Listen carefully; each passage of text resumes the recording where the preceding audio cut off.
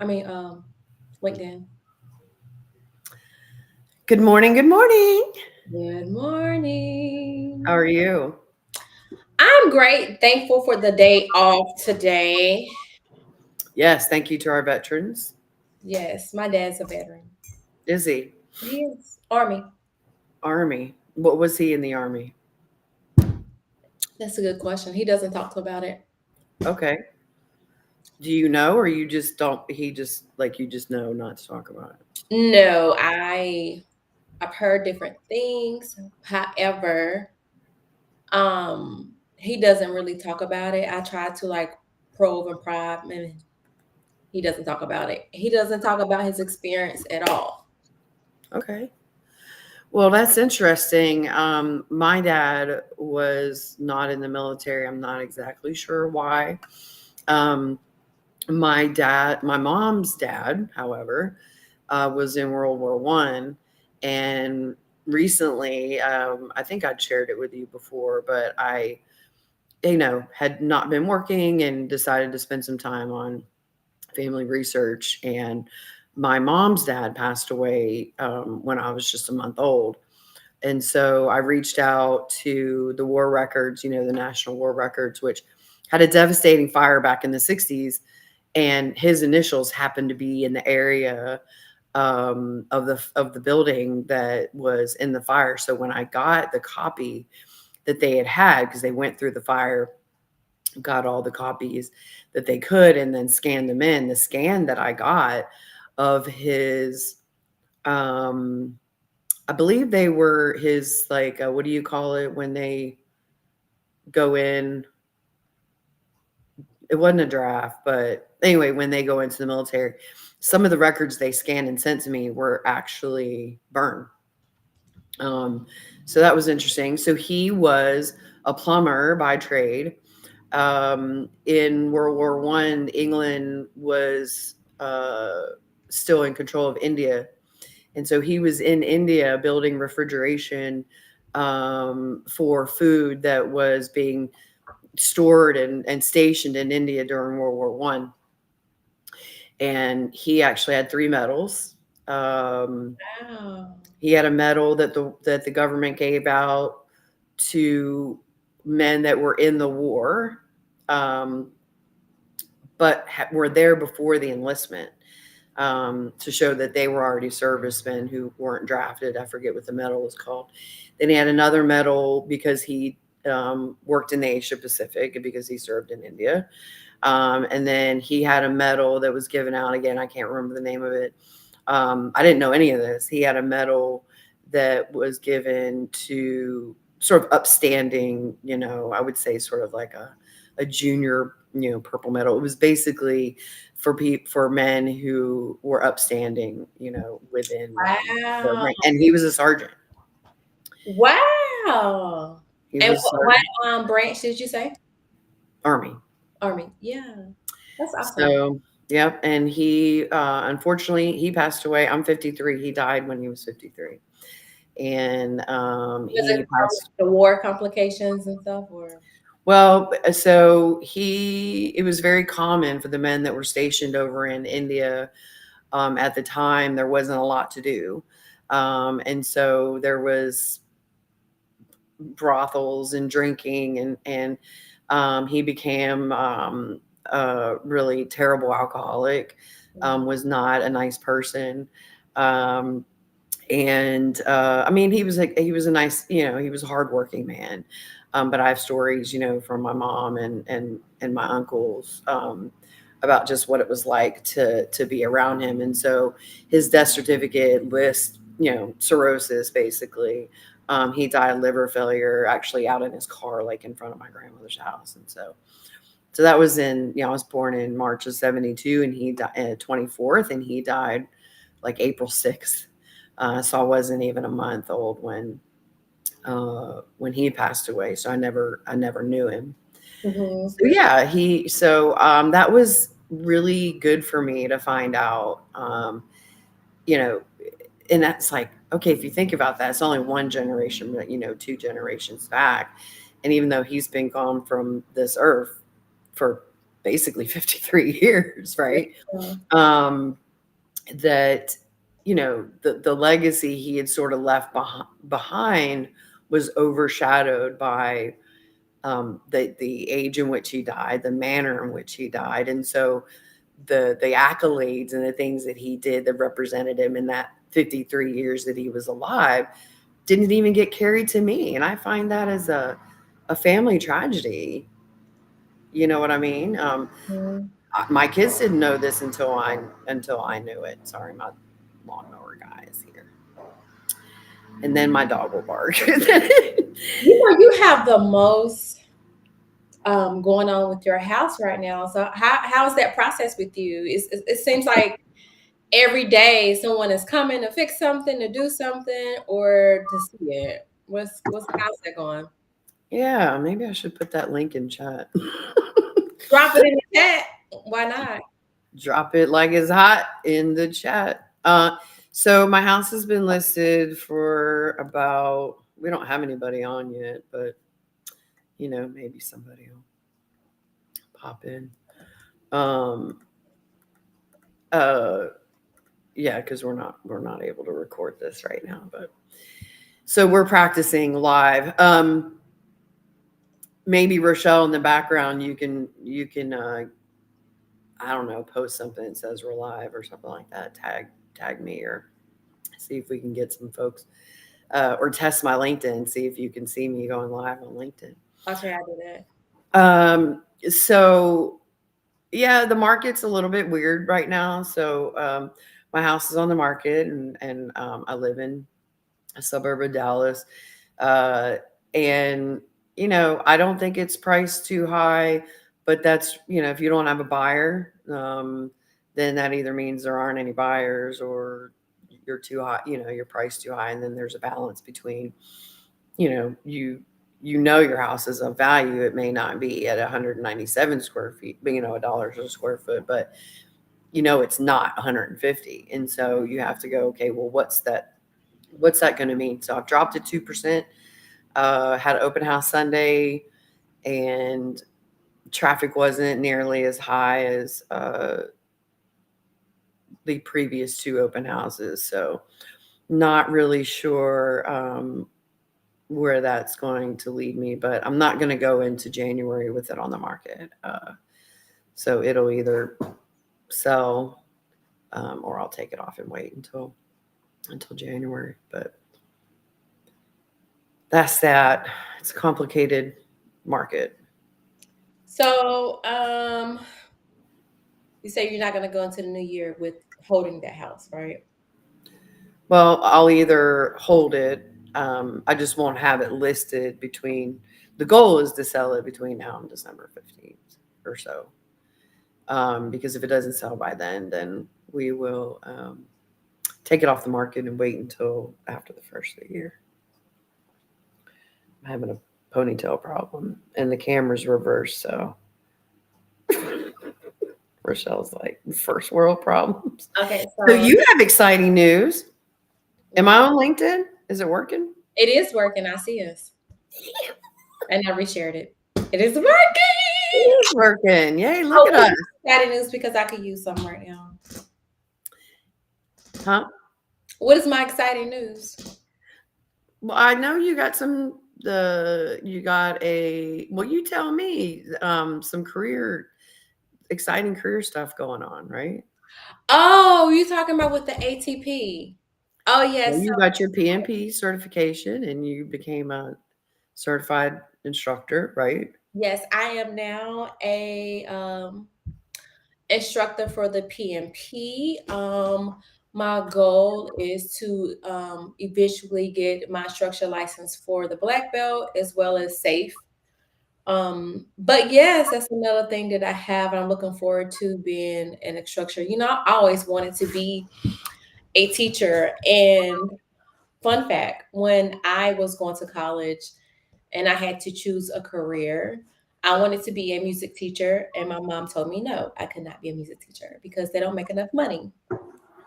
So I've always had like that teaching, that love for teaching, deep bedded within me, and this is a way that I can actually do it. So yes. So I'm very curious about this. So thinking back to when you applied for the job that brought you to gaining this certification and being able to teach for PMP, how did you feel? So when you were applying for it, did you think, well, this is really going to be a test for me and I probably won't get it? Or were you like, I'm prepared, I'm 100% ready? What were you, where were you then? Mhm. And how did you, sort of incrementally change your mindset to where you got it? Like, so where were you because I don't remember talking to you when you first, ventured into, I think you kept it pretty close to your. Oh, I didn't tell anyone. I didn't even tell my mom.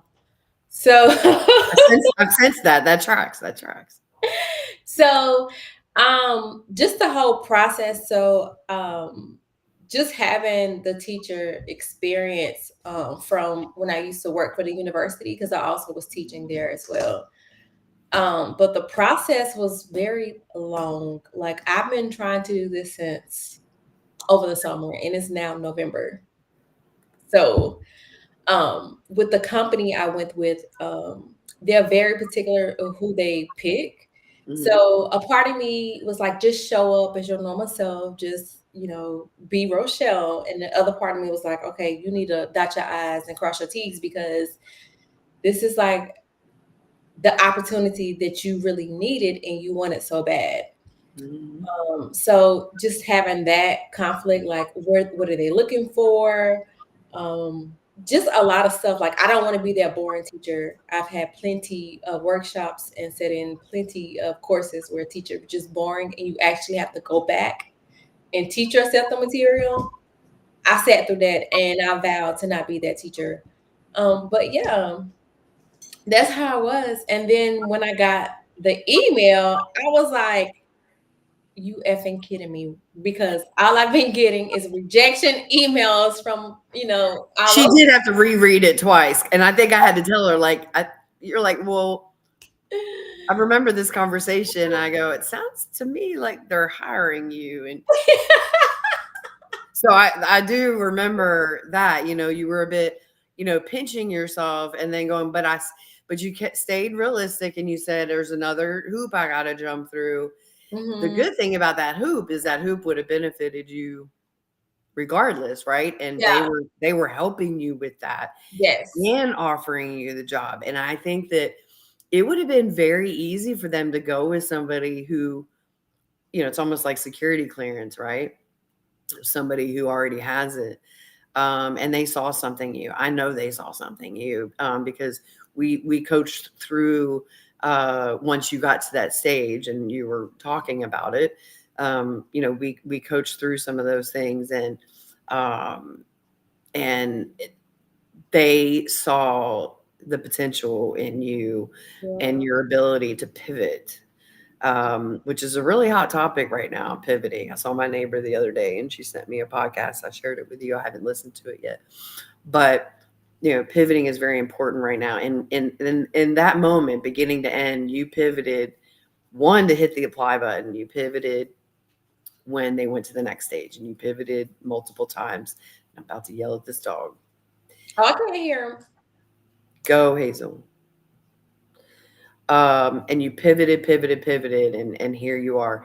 And the other thing I have to give you kudos for is you weren't done at that point. You did not take your foot off the pedal at all. You went to this. You went, talk about the groups that you did, that the things that you've been posting on LinkedIn and getting yourself out there. And what we see happening with Rochelle is this convergence of all of her work and her backup plans coming to fruition. And by the way, at the same time, she's proud about, getting healthier and feeling better and looking better and playing golf. I mean, this woman is so busy, Yeah. but she's constantly, pivoting and refining. And by the way, she's the mother of twins, and Mhm. she's an active daughter in her family, and sister and aunt and cousin and all that. So uh, I'm not worthy. And I'm so fantastically excited for, for you and where your journey is taking you. I can't wait to take one of your classes. Not gonna do that in Norfolk, but but one of these days, I will bless your classroom I and would try. love for you to come to class. But I wouldn't say these are backup plans. They're more like they've been in my head. They've been like dreams and visions that I've had that I've never acted on and stuff That I've makes sense. written down like this is what I really desire. And then like the job market taking a turn to what it is, I have no choice to actually to what I've written down to actually carry that out. Like that's Mhm. I don't have a choice right now. Like if you want to eat, you want to feed your kids, like you always say you want to do this, why not just start? You know? And that's the thing. I Listen. think the thing is we talk about it so much and we want to, but we're just so scared to start because of failure. Like you may fail and then what now? Like so just for me, just starting, like you said, just submitting the application, just doing that, just filling out the forms for my LLC, just start, and just like you said, pivot to see where it takes you. I pivot every day, trust me. I pivot with breakfast this morning because we were short on eggs and bread. 'Cause it snowed in Charlotte. Okay, like yeah, and I didn't have any like pancake mix. It was crazy, but we made it work until I go to the grocery store this evening. So yeah, it's Whoa. pivoting. I had eggs and pancakes the other night. Could not tell you how fantastically excited I was about that. And Yeah. I ate all of it. I had like 9. I was like, I need to get rid of some of these eggs. And I've become very frugal and non-indulgent, I would say, in the last year. And when I was in active, addiction to alcohol, let me tell you what, I was on DoorDash, during COVID Hmm. when they started adding alcohol to DoorDash and stuff. But I've gotten to the point now where I've become so unindulgent and frugal. But right now in my life, it's just a lack of indulgency. Hmm. And I'm like, there are so many things in there, and so I pivot all the time. Like I went on a cottage cheese tear last week. It's probably a good thing because my doctor was like, went on my checkup and he was like, put on a few pounds. I'm like, no shit, Sherlock. I've already pivoted. But I came back from England very addicted to sugar. But Really? yeah, yeah. And I've never been addicted to sugar. I mean, aside from alcohol, but not like cakes or, sweets or anything. But their chocolate is very good there and very easy to eat. It's very, it's not super sweet, not super bitter. It's just right in the middle. It's perfect. Hmm. Anyway, so when I came back home, one, I brought a lot of that chocolate with me, so I continued to eat it. And you Uh, didn't tell me nothing? I can't believe you. Go ahead. It's probably gone now. it's gone. No, actually, I have one bag left, maybe, but it's like the honeycomb that's covered in chocolate. Oh, girl, It's called Cadbury Crunch. Uh, and so anyway, I don't know where I was going with that, but uh, yeah, I've just been like pivoting my diet and trying to do better. Because quite frankly, there's nothing else left to do in this house. It's staged, it's clean, so I sit here and like have to get my hands into stuff. And but talk going back and talking about your pivoting and finding this role and doing some parallel training to obtain that role and to make your self look interested and attracted to them, which worked. Um, I just I'm one of those people, and I think you know this about me, is that on the outward I seem decisive, but the fact of the matter is that I've thought about it and and I know myself very well. And so I took the foot off the pedal for a while and sending applications. I had 3 or 4 irons in the fire. I had 2 or 3 interviews going on. I was in two final stages with two companies. One ghosted me. Two follow-ups, still haven't heard.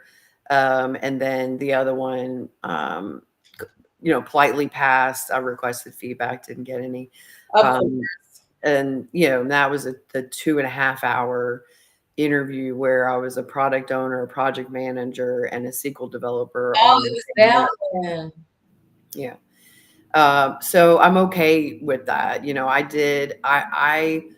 I did so well in terms of my own truths and honesty in that interview that, if they found someone else, I'm assured that it was someone in a network, or it was a, career educator or somebody like that. I'm fine with that. So anyway, so I woke up, I had some quiet time. For me, my innovation and my creativity come when there's silence and there's stillness and there's, ways for me to just, and so having the house on the market out of my control, nothing I can do.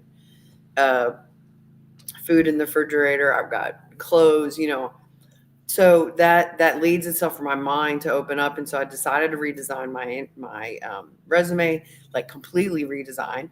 I did that Sunday morning, finished it up, slept on it. I like to sleep on those things, come back with fresh eyes. Refined it more yesterday morning, fired it out to about 30 different people on Indeed. I previously, to get the other 3 or 4 interviews, I had used Deep AI research. I shared some of that with you, got a lot of spreadsheets, went one by one meticulously through those spreadsheets and sort of reverse engineered the job search to do the opposite of what most other people were doing, which was clicking on Indeed and clicking on LinkedIn. So I had not used Indeed during this, and I'm not trying to plug Indeed. I'm just talking about my process. So I went through Indeed yesterday and fired off a bunch of stuff. Instead of doing a tailored cover letter, I did a cover letter that would meet the job role titles that I was vying for, which, by the way, were also listed in my new resume. And within 6 hours, I have an interview now on Thursday morning at 9:30. So Wow. internal recruiter emailed me, said it's remote with this salary. By the way, we need this and this. I sent back, for her to give the hiring manager, for her 2 questions, Mhm. 2 results-oriented answers that she could easily pass to the hiring manager. One was about managing dev teams. 2 was about working with um, MVC controllers and things like that in the development world, which I also had. So I gave her the answers back, said remote and the salary were great with me. Um, it wasn't even 15 minutes later, she replied back that they would like to set up an interview with me with the hiring manager. When am I available? I've now tailored a standard answer that says I'm available all this week, every morning this week before noon, because I prefer my interviews in the morning. That gives them, what's 5 times 8? 40. That gives them basically 20 hours of my time to choose from. And if they can't fit their interview into that time, so I'm done with this Monday 12 to 2, Tuesday 1 to, no. I'm available every morning this week before noon Central. Mhm. And it cuts down. I would tell you, I've tried it 3 times now and it's worked every time. And Wow. and I just love the power in that. And it's something that's so simple, but I like the path of least resistance. And that I had an architect that I worked with, a computer architect, one time. They used to give me these sayings, and the path of least resistance is something, and it's used very common in Agile, but it's just a simpler way of thinking. And it's boundaries. It's a very simplistic. Let me tell this dog to shut up. Hazel.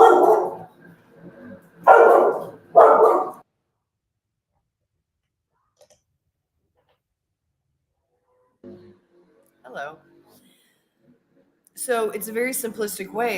It's a boundary in and of itself, and it's worked every single time. So they said Thursday at 9:30. So literally, the beauty in that is that I refined it at every stage, so that any answer that was going to be asked the next stage, I had already answered for them.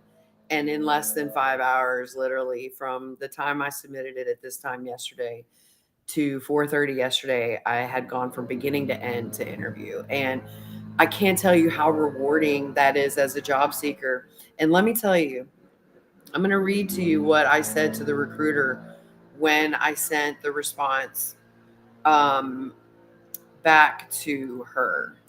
Okay.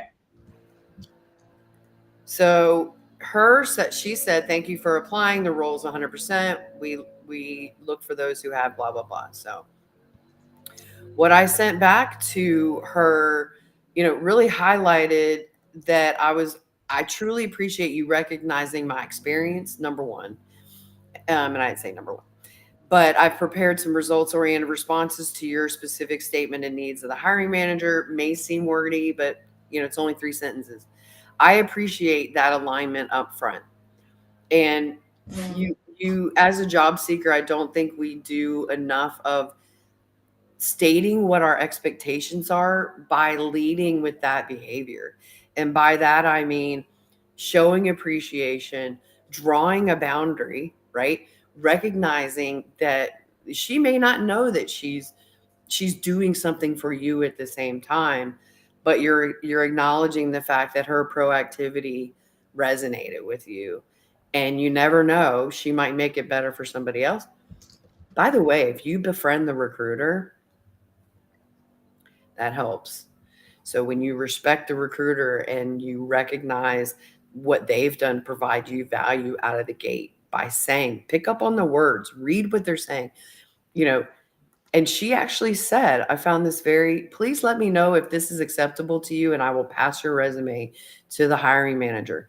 That last sentence right there gives you the open invite to give her what she needs and then say, well, yes, I do believe it's a fit and here's why. And once you have that person on your side, it's almost yours to mess up at that point. So I immediately went to the person's name who was going to hire me. I've already started my research. I've already connected the fact that, like me, he doesn't have a formal college degree. And so I'm giving him the credit too, to be recognizing my resume too and my skills that we have alike and how so I'm already building that picture of the type of person that I'm going to be talking to on Thursday. And I'm excited. I like to meet people. I don't like everybody I meet, but I like most people that I meet. So I'm excited to be meeting a younger version of me who I may end up reporting to, that could mentor me about becoming a development manager. This is for a role that takes my people skills and my technical skills and marries that up and is able to actually let me manage a development team, which are folks that I 100% have never managed, but 100% understand what they do. And a big part of who I am and what I do and my value is bridging the business teams and the technical teams. So for me, if I were to have the opportunity, one, it's like an API manager, and I love data and integration. So it's a perfect opportunity to apply the things I already do well, which were listed first in the job description, which were people management, developer management, knowing how to hold developers accountable. Mm-hmm. The part that's the stretch for me is I may have to write an API. I can write it in my head. I can tell you how, with the methods and how they're called. But I've never physically written any Python code or any. But you know what? I have between now and Thursday to prepare for that. And I can assure you that I will not be lying my way for this interview. But I can assure you also that I will be letting them know in certain way, shape, or form that the 70% of the job that they need done, I know how to do it 150%. And I will not lie my way about not knowing Python or not being a development manager, but I also let them know that it's not beneath me to Mm, partner, and it's also not beneath me to say, look, I can tell you on this interview from beginning to end how that structured would look and what I would create first, whether it's the .js or whether it's the RESTful API statements or things like that. mhm. But they're 30% of the job. I may know 15%, and they're going to know during that interview and be comfortable before I hang up with the 15% that I'm not. And if at the end of the day, they're probably going to interview somebody like me that at 70% of their job description with the people management and understanding developers and knowing how to get them on your side. And by the way, that job description says shield them from corporate jargon. Hello, I'm all about that. I don't shield them. I turn it around into meaningful language that they understand. Right, right. And I tell them it's jargon. And then I tell them, here's what the jargon means to your KPIs, which are, by the way, also jargons. What developers want to know is the code that I write, is it going to get used? Is it going to get them off my back? Checking that jargon. And if it does, what do I get? I get working code that's not on the shelf. They love that. I get Angie's keen sense of humor and understanding about how they do their work. I get that. If you ask the developer if Angie could do 85% of that and all she needs to do is learn how to write a Python script, I'm in like Flynn. They're not going to pick somebody who has 80% Python and knows 20% about how to manage a dev team. Yeah. So that's the confidence. I'm not going to fake it till I make it. We talked about that a couple episodes ago. Like, it's not faking it. It's like what we did with the role we just talked about with you. We pivoted and we picked up on the little signals and signs, and I helped you do that.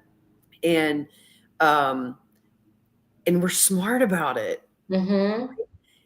You got to get, as developers get with algorithms and calculations, you have to get that in your emotional intelligence. And emotional intelligence isn't about how to stay out of an argument.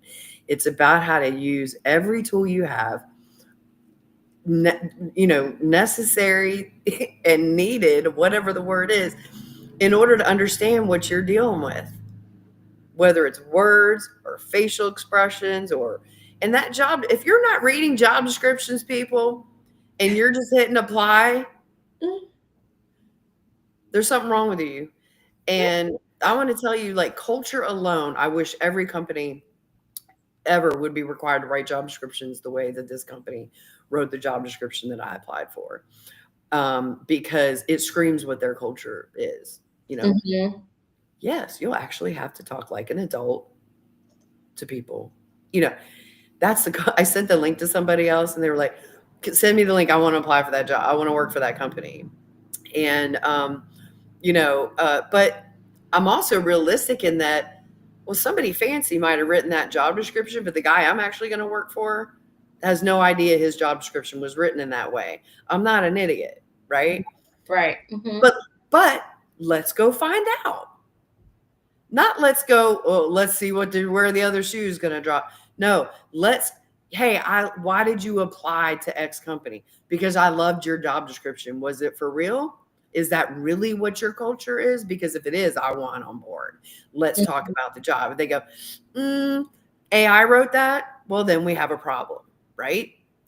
Mental note, put it in your pocket, right?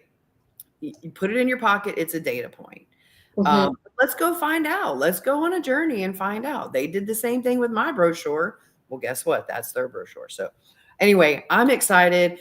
I'm excited because I pivoted. I'm excited because I'm results oriented and it produced results for me. Right. And you know what? I got up this morning and I did the same thing again. I looked at that resume and I said, is there anything else I can do? Should I take something out? Nope. Went into Indeed, put on the Today Show, got my coffee, and just, hit again. And we're going to do it again. I'm going to benefit from this excitement that I have and the results I get. Girl, and that's why I need to be in a results-oriented job, because if I'm not peeling results, on the regular, I get bored. And when I get bored, I get frustrated. When I get frustrated, I get belligerent. Not belligerent. You see me on this couch. Not belligerent. You've seen me on this couch since May. But you know, I did the graduation because sometimes I can hang out in that frustrated, you know, for quite a while, and then my frustrated to angry goes real quick. And then my angry to belligerent goes real quick when I'm not being heard. And I'm not being heard in a situation or in a role or in a company that's paying me to care. Mm-hmm. So if you're on LinkedIn and you know, you're hearing this, you know, consider that. And I don't mean consider that me personally, but I had a friend who told me that they had a friend that would tell their employer, like, you pay me to be here. Mm-hmm. We interviewed each other. And I told my last employer that, like, I interviewed you just as much as you interviewed me. And this person over here that seems to have an opinion did not interview me. Should we go back so they can interview me? Or are we going to meet in the middle? And when you're, you know, it goes back to that job description I was just talking about, those people were not willing to be professional and to conduct themselves like adults and to solve problems like adults. And we as individuals need to protect our careers to ensure that it's a fit. They may enjoy and find someone who enjoys to spend most of their living days in that type of environment. I do not. And I wish anyone that enjoys that environment the best of luck with your health and mental state. You're lying to yourself. But we'll let Brandy, the millennial manager, handle those arguments. We're trying to stay. I do too.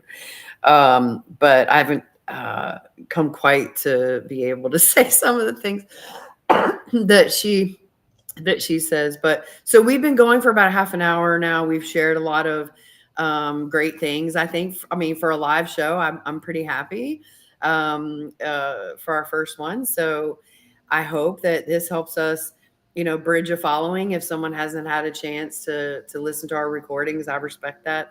And yeah, I appreciate it. Rochelle, I appreciate you and, you know, putting up with me and staying with the flow and keeping this thing going. You're an awesome co-host. I do have to tell you though, I can see your mirror in the background. And this whole episode, I felt like I've been watching Wicked because there's a mirror behind your. Because my mirror sits above my piano. So this whole time when you sit back, it looks like a halo. Oh, Wicked comes out this month. Part 2.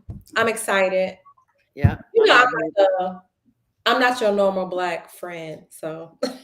Yeah, I'm not your normal white friend either. So I'm fixing to color my hair black blue.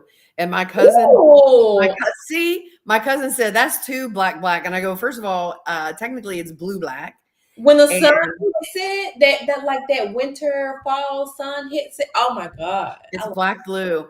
And what I found was the last time, you know, my hair is very dark naturally. Like this is natural. So if I do like an ash brown, it will make it red. And so when the one thing I cannot stand is when someone has reddish gray hair. It's so, like, you can see some of it here. So when I did the dark last time, I like, okay, when it started to grow out, I'm like, okay, I kind of dig this, right? A little bit of the zebra look, but it looks better than some reddish gray hair, which I can't. So when I saw this blue black, thank you, Rochelle. Jamie, you don't know what you're talking about. You basic white girl. She knows she's a white basic bitch. But or said that on LinkedIn. Sorry, but this is our time probably to hang up. But yeah, so I'm gonna do my black blue. But anyway, let's hang up before we go into the Facebook version of Prove Me Wrong. Thanks everybody. Bye.